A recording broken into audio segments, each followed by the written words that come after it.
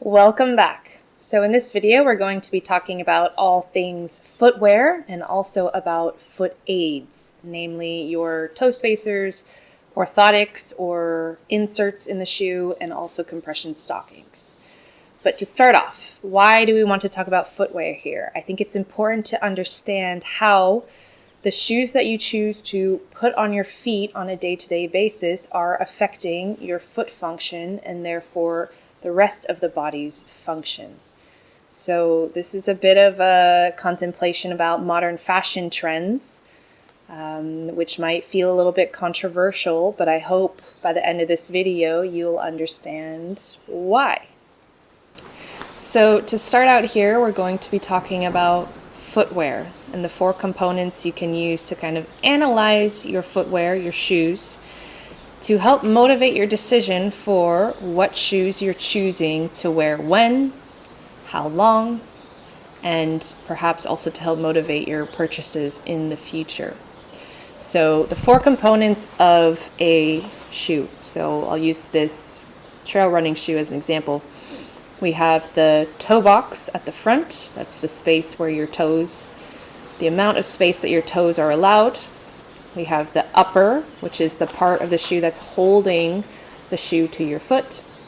We have the sole of the shoe, looking at how rigid and flexible that is. And then finally, we have the heel.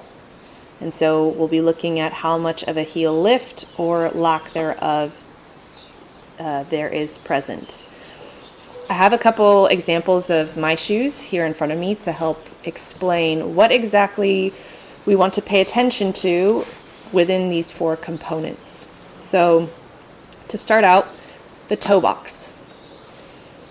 The toe box is the amount of space that your toes have in a shoe. In most modern footwear, that space is not very much. It's quite insufficient. You can see with this example how it squeezes in the front like so. Why this is important is that, naturally speaking, a normal barefoot foot, the toes should splay out with weight bearing. When we have a narrow toe box that's impeding our toes from splaying out, then you're going to be causing some strain on the joints of the toes and also decreasing the function of some of those intrinsic muscles in the foot. So if my toes aren't able to splay as I'm stepping on different uneven surfaces, those muscles are not reacting as much, which brings me into the next point, the sole. Same thing, if I have a very rigid sole, like this shoe, like if I try to bend it, very stiff. Only that toe box is moving, but the rest of the shoe is not. In comparison to something like this Vivo barefoot shoe, you can see how flexible this sole is compared to the running shoe. Flexibility and thinness, but mainly the flexibility component of the sole is important because, as I mentioned, if you're walking on any uneven surfaces, then we want the anatomy of the foot to be able to react to those surfaces. We want our foot to bend and our ankle to move around in order to maintain balance. That process is enabling the muscles in the feet to work as they're supposed to. So when we are constantly wearing shoes that have a rigid sole, we're basically inhibiting all those intrinsic muscles of the foot from working. And why this becomes problematic is that over time it leads to dysfunctioning of those muscles, which can then lead to pain and disability, changes in the fascia that we don't want. So the sole is very important. The next component is the heel. So how much of a lift is there or not? So once again, I can use the barefoot shoe as an example. If we compare these, this running shoe, like the whole sole is about 1.5 centimeters tall all the way across. but this heel is really like 2.5 centimeters. Whereas something like this, there is no heel. It's a neutral foot. There's no lifting of my heel up off the ground. When we have a large heel lift, such as with high heels, we are effectively shortening the fascia line, the posterior chain of our body, which means bottoms of the foot, up through your calf, hamstrings, lower back, all the way wrapped around the neck to the front of the head. Our fascia is all interconnected. So if I am chronically shortening that line with just walking in shoes that have a heel lift, it's going to have implications on the entire posture of the body, perhaps presence of more neck tension, back tension, hamstring tension, but in particular with the feet, more tension in your plantar fasciitis or tension in your Achilles tendon through your calves, which can lead to pain over time. So for those of you who have been walking around in shoes with a positive heel lift for a long time, just be kind to yourselves that it's going to take that much extra time to slowly unwind that fascia until it's comfortable to be barefoot or flat on the ground again with the heel. Very important. So that was the heel lift. Last part is the upper. So this is the part of the shoe that is going to keep it on our foot, which is important. Why is that important? Is if you think of a flip-flop, just like a normal flip-flop, where there is not really a very supportive upper or other kind of, fabric around the heel, for example, with these chacos, something to hold it to your foot. With each step that you take, your toes are likely needing to crunch slightly to hold the flip-flop onto your foot, depending how tight it is. Why that's not so favorable is that chronic crunching motion with each step that you take is going to be lending into more tightness through your plantar fascia, or more tightness in the muscles that are having to do that little crunching motion. So we really want, ideally, the upper to hold the shoe onto our foot comfortably so that we're not getting any of that toe crunch as we walk. Now, if we're looking at different sandal examples here, I have my Chaco, which, if we go back to the sole, a little bit flexible, but really not that great. And there is a heel lift on this one. In comparison to, here's my minimal sandal from Zero Shoes. Look how thin and flat and flexible this is. And then it's a sandal that has the nice straps for the ankle so that I'm not clenching my toes at all. You can actually run in these. I do sometimes for short distances. But long story short, when we are deciding what shoes to wear in the morning, ideally we're going for the option that is going to facilitate the health or improvement of our foot the most. Now, I know this isn't always possible. For some of you, maybe due to your work, you have to wear high heels, or you have to wear dress shoes that are really rigid and pinching the toes. That's okay.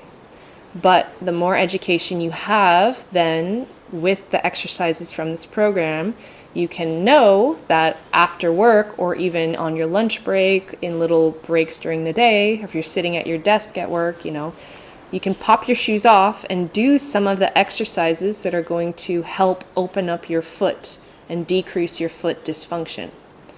So it's the same, I've also worked with many clients who, due to the foot pain, the foot sensitivity that they have, and also possible bunions or plantar fasciitis presence, they feel like they can only walk around outside in like a running shoe, or even like this super thick, cushy Hoka shoe.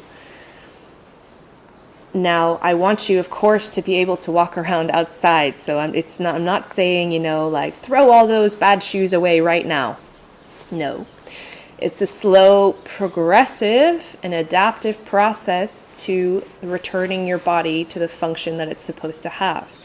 Meaning that, perhaps you decide to purchase a barefoot shoe today. This is Vivo Barefoot. These are my high top field grounds. Perhaps you decide to purchase your barefoot shoe.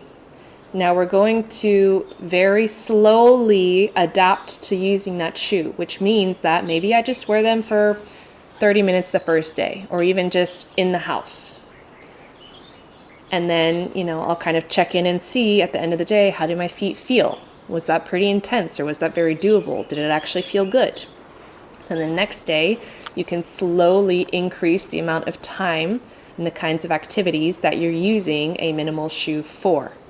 So don't buy the shoe and go run 5 kilometers right away like I did 5 years ago, because I destroyed my calf muscles. It was so hard to walk for like 3 days. So don't do that. We live and we learn.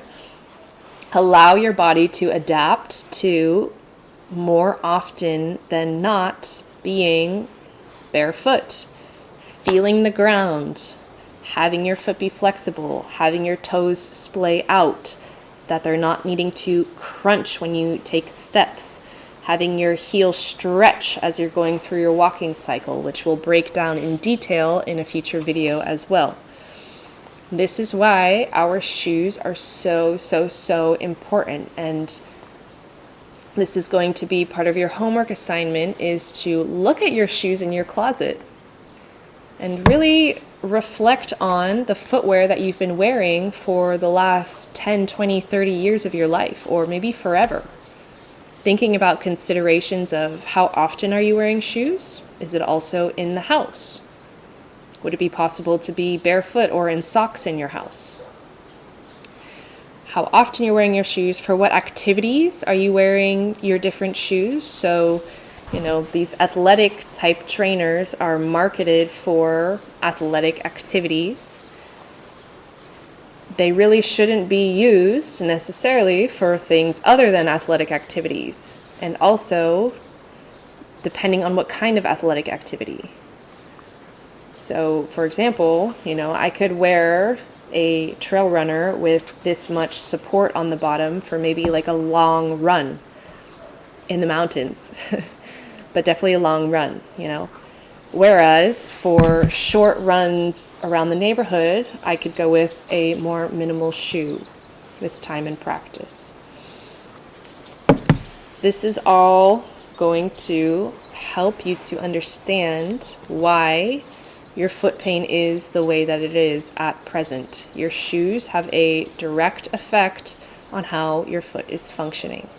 So I hope that was all very clear.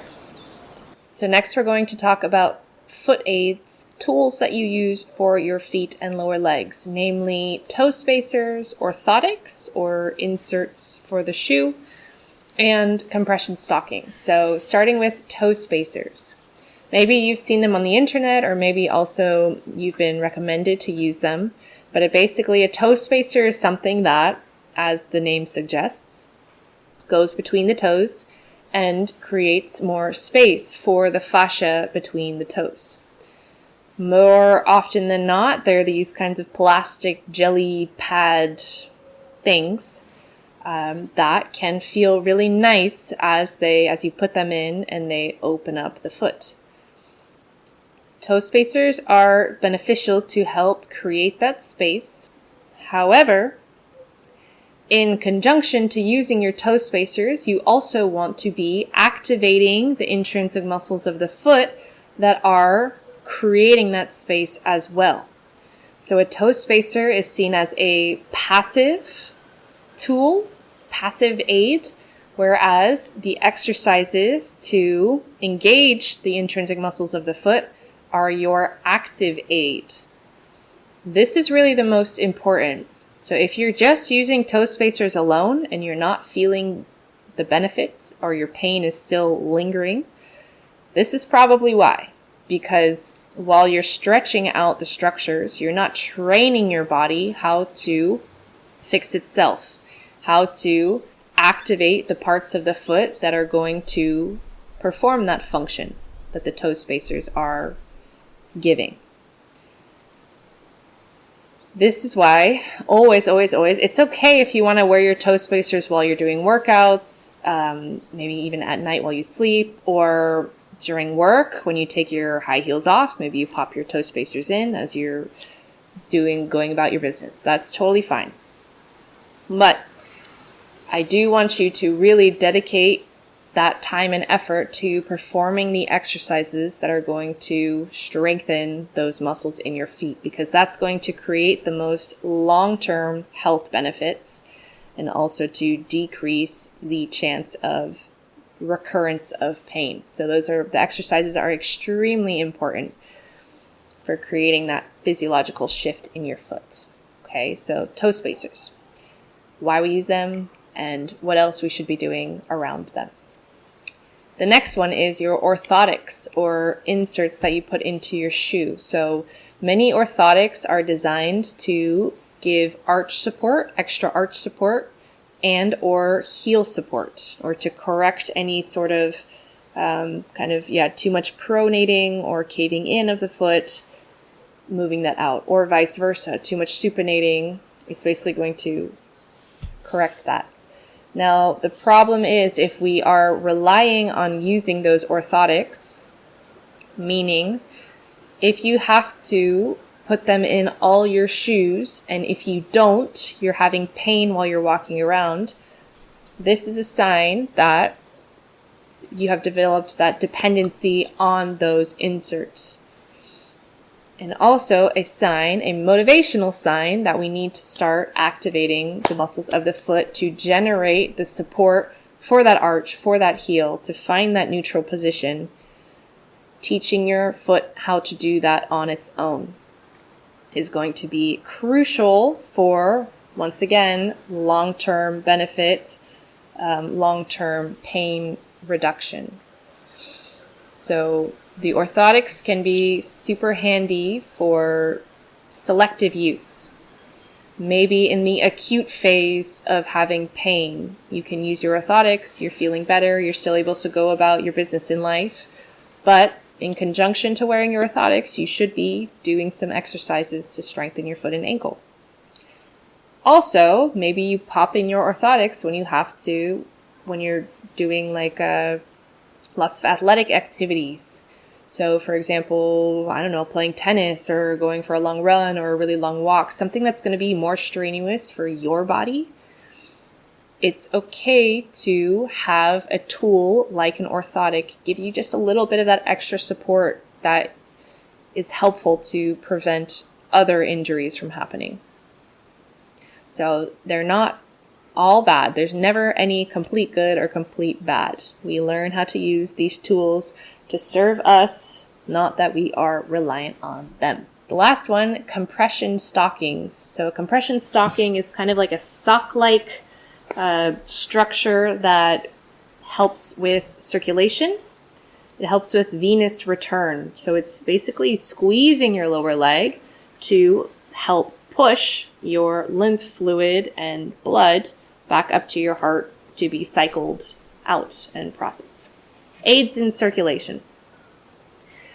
Same thing, a compression stocking can be extremely beneficial for selective uses. For example, maybe you're going on a long flight and you're going to be sitting for many hours and you're a very tall person, and as it is, maybe you have some issues with circulation in your feet. By all means, compression stocking can help make that flight a bit easier on your body. Maybe you've been prescribed to use those compression stockings for a while from your doctor because you're having some heart problems or other health issues like developing edema, swelling in your lower legs. By all means, use those compression stockings. Even for really long distance runners, by all means. They even use arm compression stockings sometimes. The thing is, what we want to err on the side of caution with is chronic use of any tool. So if you are completely reliant on those compression stockings, perhaps in conjunction to using them, it would be a good idea to train the muscles of your lower leg to perform their function of pumping the blood back up to your heart on their own, or elevating your legs up after you go for a long walk, for example.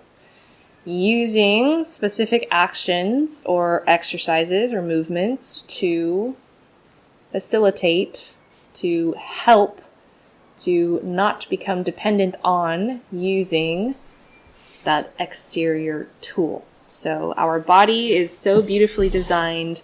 We are able to withstand an immense amount of stress and are super adaptable. And within that adaptability, we can also regain an immense amount of function with focused time and discipline in building up these capacities again. So for this week, your homework is basically to reflect on your footwear, what kinds of shoes you've been wearing, for how long have you been wearing them, do they cause you pain, do they make you feel good, etc., and your use of other foot aids. Mainly, maybe there's something more than just a toe spacer, an orthotic, or a compression stocking that you are utilizing. If you feel inspired, please pop into the office hours and let's chat about it, or you can leave a comment below the video. And otherwise, good luck in assessing your use of these beneficial tools, our beloved tools. They're here to help us. But our body is also here to help us. So stick with those exercises from the last video. And in the next video, we will be taking another step forward and progressing those movements. So I look forward to it. I'll see you in the next one.